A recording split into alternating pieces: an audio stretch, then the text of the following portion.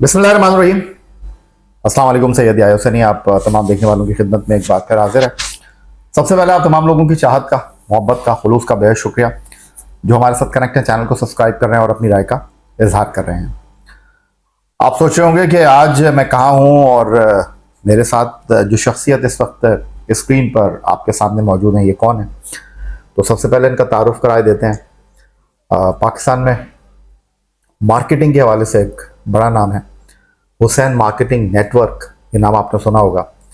उसके CEO chairman Babar Abbasi साहब, कैसे मिजाज हैं आपके? ठीक ठाक सर, आप कैसे हैं? और बाबर भाई जो है वो हमारे बड़े पुराने दोस्त हैं और बाबर भाई एक अलग दुनिया के खिलाड़ी हैं कह लें, या एक डिफरेंट काम का इन्होंने इंतखाब किया।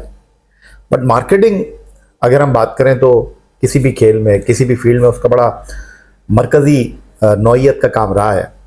तो बाबर अब्बासी साहब का पाकिस्तान शोबिस के लोगों के साथ या फिर क्रिकेटर्स के साथ ताल्लुक भी रहा है। मुझे अच्छी तरह याद है जब 2017 में पाकिस्तान ने लंदन के ओवल क्रिकेट ग्राउंड पर भारत को शिकस्त देकर आईसीसी चैंपियंस ट्रॉफी का टाइटल जीता था, तो ये बाबर अब्बासी साहब ही थे जिन्होंने हमारे फ़ख्र Pakistan test wicket keeper Sarfaraz Ahmed साहब के एजाज़ में प्रोग्राम किया था। और अल्लाह ताला गरीक़ रहमत करे, उमर शरीफ साहब, मोइन अख्तर साहब, पाकिस्तान के बहुत बड़े नाम आज हमारे दरमियान नहीं है, लेकिन उनकी बातें, उनकी गुफ्तगू आज भी लोग भूले नहीं हैं और यही अच्छे लोगों का कारनामा और काम आज भी उनको जिंदा रखे हुए। तो बाबर अब्बासी साहब का बड़ा अच्छा उनसे ताल्लुक रहा और आप ये सोच रहे होंगे कि यार मैं ही बोलता रहूँगा बाबर अब्बासी साहब को क्यों इस वीडियो में शामिल किया और उनका इन तमाम चीज़ों से क्या ताल्लुक है। बाबर भाई के साथ हमारा जो है वो एक बड़ा गहरा ताल्लुक है और हम बैठते हैं क्रिकेट पर, बाबर भाई मुझसे पूछते हैं। तो सराउंडिंग में बहुत सारी चीज़ें चल रही हैं। मैं दुबई में था और एशिया कप में बाबर भाई के साथ बातचीत भी होती रही। तो आज मैंने सोचा कि बाबर भाई को थोड़ा सा अपने साथ ऑन बोर्ड लेते हैं, क्योंकि वो कहते हैं ना कि ज़बान क़ल्ब को नक़ारा खुदा जानो। क्रिकेट को बहुत जानते हैं पाकिस्तान में हर कोई, बल्कि क्रिकेट से मोहब्बत रखने वाला हर कोई जानता है। तो मैंने सोचा कि जो लोगों के जहनों में सवालात हैं उसकी अक्कासी आज बाबर भाई करेंगे और जो लोग हमसे मुख्तलिफ मौज़ूआत पर गुफ्तगू करते हैं बाबर भाई लोगों के साथ बैठते हैं। तो मैंने सोचा बाबर भाई पूछेंगे और मैं गुफ्तगू को आगे बढ़ाऊंगा। ऐसा ही है सर? जी सर, यही है भाई की और मेरी हमेशा गुफ्तगू रहती है और बहुत सी क्रिकेट के मामलात पे इख्तलाफ भी रहता है। और यही है भाई, चूँकि पूरी दुनिया में पाकिस्तान क्रिकेट को बल्कि पूरे तमाम ही स्पोर्ट्स को कवर करते हैं। तो अभी लास्ट जैसे एशिया कप हुआ, यही है भाई, तो दो चार बातें मैं आपसे करता रहा, फिर पाकिस्तान आने के बाद भी आपसे बात हुई कि एक तो मेरी या पूरी कौम की एक रिजर्वेशन थी कि एक तो जो कप्तान है हमारे, वो किस बुनियाद पे कप्तान बनाए गए, क्योंकि वो कोई इतनी सलाहियत तो नज़र नहीं आ रही थी as a batsman, as a bowler, as a allrounder के उन्हें कैप्टनसी दी जाती। एक तो मैं इससे बड़ा परेशान था और पूरी कौम ही। और एक जो हमें समझ नहीं आया कि जब फाइनल में ज़बरदस्त किस्म की बॉलिंग कर रहे हैं साइम और अबरार और उनके ओवर्स भी बाकी हैं और हारिस रऊफ़ का एक पास ट्रैक भी ऐसा है कि वो डेप्थ ओवर में आके जो है वो रन्स दे देते हैं। और आपको याद होगा विराट कोहली ने उन्हें बहुत ठीक ठाक रन्स कर दिए थे, हम जीता हुआ मैच हार गए थे। तो अभी तो हम जहन बना के बैठे हुए थे एशिया कप हमने जीतना और जश्न की तैयारियां थी। लिहाजा वो जो ओवर्स चेंज हुए और जिस पे कमेंटेटर्स ने भी कहा कि कैप्टन ये क्या कर रहे हैं और उनकी कैप्टनसी, तो ये थोड़ा सा आप बताएं, आप अंदर ही की बात बता सकते हैं कि कैप्टन क्यों थे या ओवर्स वो जो बॉलिंग चेंज थी वो क्या थी? ये मेरा क्वेश्चन है। देखिए, अब मैं आपसे कह रहा था ना कि बाबर अब्बासी साहब को मैंने क्यों ऑन बोर्ड लिया। वैसे तो मैं कोशिश करता हूँ कि आप लोग जब कोई क्वेरी करते हैं, कोई पूछते हैं, तो मैं आप लोगों को जवाब दे देता हूँ। अब ये वो सवाल है जो हर तीसरे सवाल में आप लोगों का होता है कि यार सलमान अली आगा की टीम में जगह बनती नहीं है, उनको अपने कप्तान बनाया हुआ है। बाबर अब्बासी साहब ने वो सवाल रख दिया। चलें यहीं से शुरुआत कर लेते हैं। देखिए, सलमान अली आगा को कप्तान बनाने की एक बुनियादी वजह जो थी वो ये थी कि हमारी टीम जो है वो शख्सियत परस्ती की तरफ आपको नज़र आ रही थी, चंद मखसूस खिलाड़ियों के गिर्द घूमती हुई दिखाई दे रही थी। और सलमान अली आगा को आउट ऑफ नोवेयर आपने कप्तान बनाया। सिर्फ 2 T20 मैच उन्होंने खेले हुए थे और उसके बाद वो पाकिस्तान टीम के कैप्टन हैं। और सलमान अली आगा 1 महीने में दुबई में रहे, शारजा में फाइनल खेले, जीते, एशिया कप में टीम को फाइनल में लेकर आए।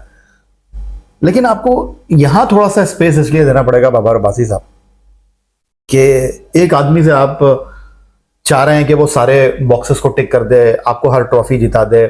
होम सीरीज में बांग्लादेश से जीते, फ्लोरिडा में वेस्ट इंडीज के खिलाफ जीते, बांग्लादेश में ठीक है हार गए, फिर शारजा में 3 मुल्की टूर्नामेंट जीते। अब लोग ये पूछते हैं यार खेल कौन रहा था उधर? तो भाईजान डेलिस में 2024 में आप उससे हार गए, जहां पर क्रिकेट ही नहीं होती है। अमेरिका नेशनल टीम है उनकी, लेकिन एसोसिएट टीम है। तो यहाँ थोड़ा सा आपको स्पेस देना पड़ेगा। अब इन्होंने कहा कि एशिया कप में हमने गलतियां की। देखिए गलतियां करेंगे तो सीखेंगे ना। ये जो आपने बात की कि डेथ ओवर में क्यों आपने हारिस रऊफ को बॉल दे दी, अगर अच्छी बॉलिंग कर रहे थे अबरार और साइम अयूब। तो बाबर अब्बासी साहब 147 करके आखिरी 6 ओवर में आप 60 रन बचाएं, और हारिस रऊफ जो हैं वो आपके डेथ ओवर के बॉलर हैं। कप्तान उनको बॉल ना दे तो फिर किसको दे, और अगर वो डिलीवर ना करें तो कप्तान क्या करे? हाँ सर, देखिए मैं इसका जवाब ये दूंगा कि पास्ट ट्रैक में हारिस रऊफ ने इस तरह के टाइम पे बहुत ज़्यादा रन दिए और हम जीते हुए मैच हारे हैं। वो आपको भी पता है कौन कौन से मैच हैं, और हमें भी पता है, बल्कि सारी कौम को पता है। एक चीज़। दूसरी चीज़ ये कि वो जिस तरह से स्पीड के अलावा मुझे तो खैर हारिस रऊफ में कोई ऐसी चीज़ नज़र नहीं आती कि कोई ऐसी चीज़ हो कि उनको स्विंग्स पे और दीगर चीज़ों में बड़ा कमांड हासिल हो, ऐसा कुछ नहीं है। और एक बॉलर जो थे, जो स्पिनर्स थे, वो बहुत शानदार बॉल कर रहे थे, और इंडिया की टीम 5 आउट हो चुके थे और वो हाथ पैर छोड़ चुके थे। ऐसे मौके पे आपने जाके उसे ओवर दे दिया, ये कैप्टेंसी समझ नहीं आई। चले मैं तो एक कोई क्रिकेट खेला बनी हूँ, लेकिन जो कमेंटेटर्स थे वो बड़े बड़े नाम वहाँ बैठे हुए थे, और उन्होंने जो बात की उन्होंने भी यही बात की कि यार ये कैप्टन क्या कर रहे हैं। एक चीज़। दूसरी चीज़ ये कि आप जीते हुए हैं तो वेस्ट इंडीज़ की टीम का स्टेटस आज क्या है। बांग्लादेश में आप हार गए तो बांग्लादेश का भी कोई इतना बड़ा स्टेटस नहीं है, और अगर कहीं आप एक जीत भी गए तो वो टीमें कौन सी थी। तो इंडिया से आप में इतनी ज़्यादा बैक टू बैक शिकस्त हो रही है कि अब तो लगता है कि आइंदा इंडिया पाकिस्तान का मैच हम देखेंगे ही नहीं।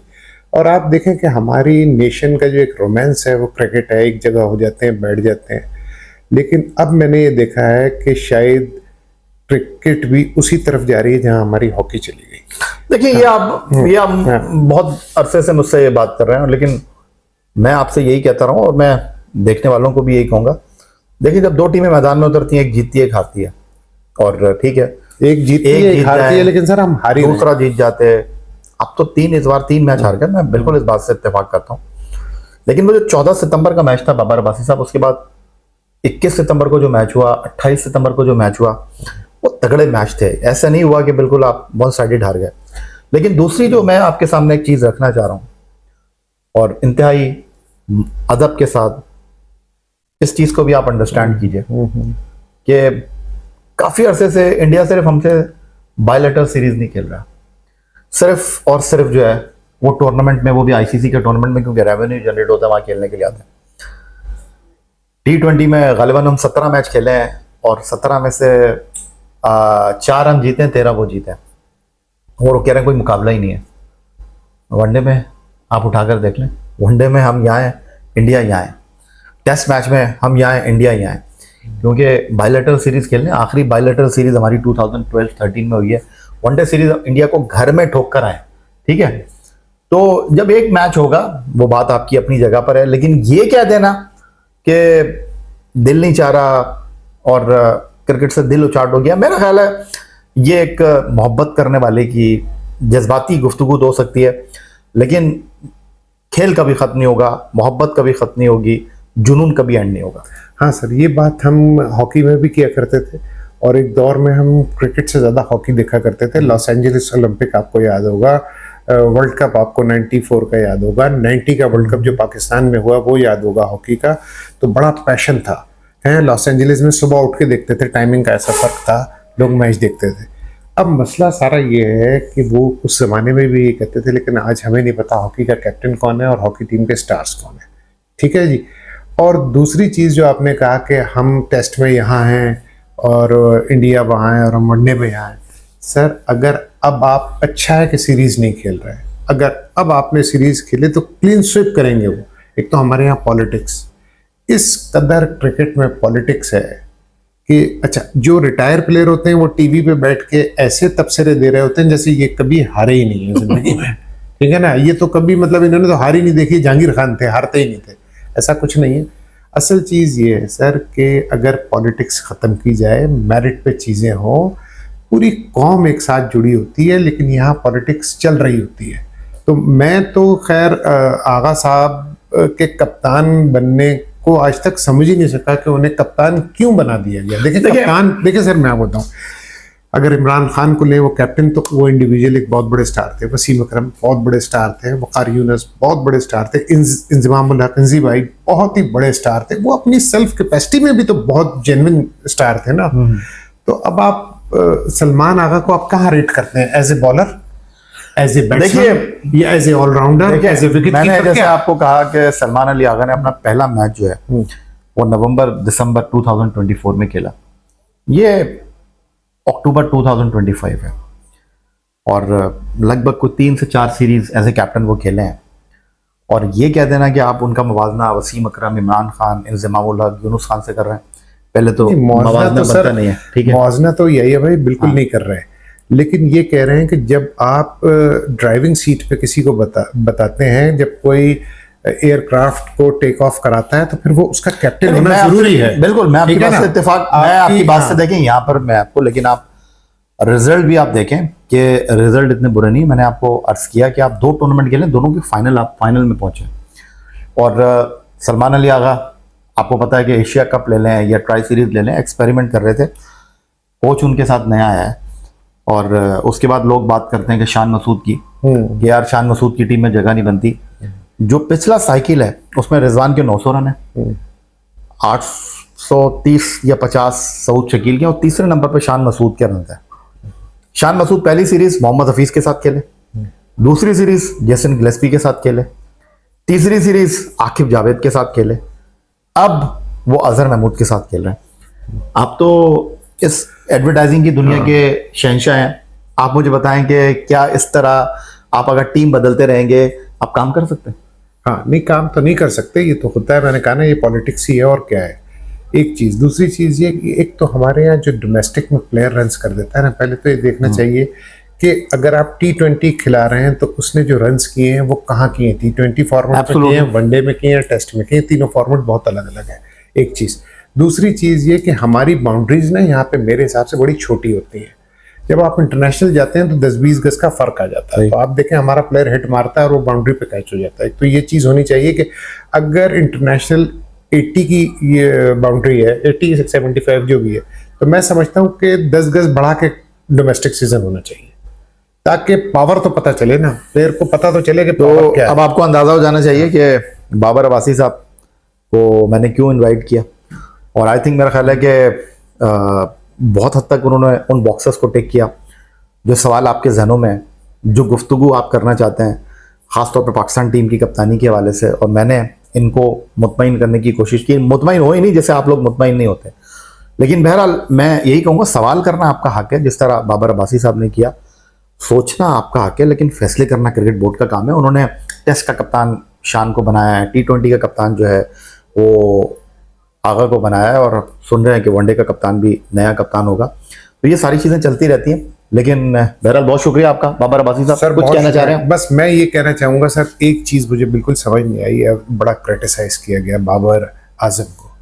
बाबर आजम को आप जितना मर्जी क्रिटिसाइज कर ले सर, उसका track record test, one day, T20 में है। और देखें, मैं बाबर आजम को ओपनर खिलाने के तो खिलाफ हूँ, लेकिन 2 डाउन 1 डाउन 2 डाउन या 1 डाउन में नहीं, 2 डाउन आपको उसे रखना है। वहाँ अगर आपकी अर्ली विकेट्स गिरती हैं तो देखें वो संभालना जानता है, और उसके बाद वो रन्स अपना एवरेज को मेंटेन करना भी जानता है। वो एक बहुत बड़ा स्टार है। बाबर आजम को टीम से किसी भी फॉर्मेट में हटाना पाकिस्तान के साथ ज्यादती है, ठीक है ना। सिर्फ एक बात है कि वनडे T20 में आप उसे ओपन ना कराएं, लेकिन 2 डाउन खिलाएं, ताकि अर्ली विकेट गिरे तो वो मैच को संभाल सके, और उसमें पूरी सलाहियत है मैच को संभाल ले। चलें, ये आखिरी सवाल भी बाबर अब्बासी साहब का बड़ा पर्टिनेंट क्वेश्चन है, क्योंकि बाबर आजम के हवाले से बहुत सारे लोगों की क्वायरीज हैं और आप लोगों की भी हैं। और बाबर आजम एक टाइम पे पाकिस्तान के तीनों फॉर्मेट के कैप्टन थे और अब किसी फॉर्मेट के कप्तान नहीं, बल्कि टी20 में तो वो हैं भी नहीं। इत्तलात हैं कि वो टी20 में वापस आ रहे हैं। मैंने कल एक ट्वीट किया था एक्स अकाउंट के ऊपर और उसमें मैंने ये लिखा था कि बाबर आजम जो है, उसमें कोई शक नहीं है कि पाकिस्तान के one of the best batsman है, दुनिया उनको जानती है। और इंटरनेशनल क्रिकेट में उन्होंने 3100 किए हैं और आखिरी मरतबा उन्होंने 3 हिस्सों की इनिंग सेंचुरी जिसको कहते हैं 30 अगस्त 2023 को मुल्तान में 151 रन उन्होंने नेपाल के खिलाफ किए थे एशिया कप में। अब 25 महीने हो गए हैं और 80 इनिंग्स हो चुकी हैं, बाबर आजम ने सेंचुरी स्कोर नहीं की है। प्लेयर ग्राउंड में उतरता है, परफॉर्म भी करेगा और नहीं भी करेगा, लेकिन सवाल यहां पर यह है कि वो बाबर आजम है और क्यों उनके अगेंस्ट लोग तनकीद भी करते हैं और उनके चाहने वाले भी बहुत हैं, इंक्लूडिंग बाबर अब्बासी साहब। तो बाबर आजम से आपकी जो तवक्कुआत हैं, जो आपकी एक्सपेक्टेशन है, वो एक आम खिलाड़ी के मुकाबले में नहीं होंगी। इस चीज को अगर आप अंडरस्टैंड करेंगे बाबर अब्बासी साहब के, अगर एशिया कप में बाबर आजम नहीं थे, अगर वो होते तो बैटिंग की नाकामी को कभी आपने सलमान अली आगा के साथ एसोसिएट किया, कभी साहबजादा फरहान के साथ, कभी फखर जमान के साथ, कभी सायम अयूब के साथ। सायम अयूब 7 मैचों में 4 मरतबा सिफर पर आउट हुए, लेकिन अगर बाबर आजम 7 मैचों में 4 मरतबा एशिया कप में सिफर पर आउट हो जाते तो सिर्फ आपको बाबर आजम याद रहते और कोई याद नहीं रहता। हाँ, ये बात सही है कि एक्सपेक्टेशन बड़ी हाई हो जाती है जब कोई बड़ा प्लेयर होता है, परफॉर्म करता है, तो उससे एक्सपेक्टेशन तो हाई होती है, बड़ा नेचुरल है, होनी भी चाहिए। लेकिन फिर भी जितनी पूरी पाकिस्तानी टीम में इस वक्त उस प्लेयर की ज़रूरत है हर फॉर्मेट में, उसके कैलिबर का प्लेयर पाकिस्तान में नहीं है। देखें, अगर आप 2 छक्के मार के आउट हो गए तो 10 प्लेयर 12-12 रन बना के, हर एक ने 2 छक्के, 120 रन पे टीम गई ना, तो विकेट पे स्टे भी करना है। और जब अर्ली विकेट्स गिरती हैं, जैसे इंडिया को देखें आप, अर्ली आपकी 4 विकेट्स गिर गई। वो क्या नाम था, अरुण, मैं भूल रहा हूँ उसका नाम, जो भी लास्ट अभिषेक शर्मा, नहीं, अभिषेक ने तो पूरे टूर्नामेंट में परफॉर्म किया, उसमें तो आउट हो गया था फाइनल में। वो जो चौथे पांचवे पे आया था, अरुण क्या नाम था उसका, मैं भूल रहा हूँ, वो उसने तो तबाही मचा दी। तो प्लेयर ऐसे हमारी टीम में होने चाहिए कि जब अर्ली विकेट गिर जाए तो फिर उस मैच को वो कम बैक करें, ठीक है ना। तो बाबर आजम में वो पूरी सलाहियत है और उसके कैलिबर का प्लेयर इस वक्त है नहीं, उसका टीम में होना बहुत जरूरी है। मैं बस आपको इतना ही जवाब देना चाहूंगा बाबर अब्बासी साहब के, बाबर आजम को कोई ना आउट कर सकता है, ना बाबर आजम को कोई ड्रॉप कर सकता है। बाबर आजम से उम्मीदें, तवक्कुआत इस हद तक हैं कि वो डिलीवर नहीं करेंगे तो फिर लोग उनसे मायूस होंगे। और ऐसे नहीं हो सकता कि बाबर आजम टीम में रहें और बाबर आजम मैच ना फिनिश करें, बाबर आजम पाकिस्तान टीम को जिताएं ना। अब बाबर आजम उस लेवल पर आ गए हैं कि जहां उनसे आप इंज़मामुल हक, यूनुस खान, जावेद मियांदाद जैसे मैच फिनिशर होने की उम्मीद रखेंगे। बाबर आजम टीम में है, टेस्ट टीम में, वनडे टीम में है, टी20 टीम में भी वापस आएंगे, लेकिन अगर वो मैच नहीं फिनिश करेंगे, मुश्किल टाइम पे टीम की नैया को पार नहीं लगाएंगे, तो फिर बाबर आजम के साथ इंसाफ नहीं करेंगे। हाँ, बाबर आजम फिर ये सही कह रहे हैं आप कि अपने आप से इंसाफ नहीं होगा, रिस्पॉन्सिबिलिटीज हैं, प्रेशर है। लेकिन बड़ा प्लेयर तो वही है ना सर, प्रेशर को हैंडल करे, वो कर सकता है। असल में हमारी कौम इस तरह सोशल मीडिया पे पीछे उसकी बुनियादी वजह है कि एक तरफ बाबर आजम है और एक तरफ बाकी बैट्समैन है, तो वो बैट्समैन शायद बोझ ना उठा पाए, लेकिन बाबर आजम जो है वो आधी टीम है। तो आई थिंक भाई खाला बाबर अब्बासी साहब, बहुत शुक्रिया, बड़ा मजा आया आपसे बात करके, थैंक यू सर। तो इंशाल्लाह जनाब इस तरह के और 1-2 सेशन करेंगे और उम्मीद करते हैं कि आपको हमारी बाबर अब्बासी साहब के साथ ये गुफ्तगू आप पसंद आई होगी, क्योंकि जो सवालात आपके जहन में हैं, जो चीज़ें आप जानना चाहते हैं, उनकी नुमाइंदगी बाबर अब्बासी साहब ने आज की इस वीडियो में की है।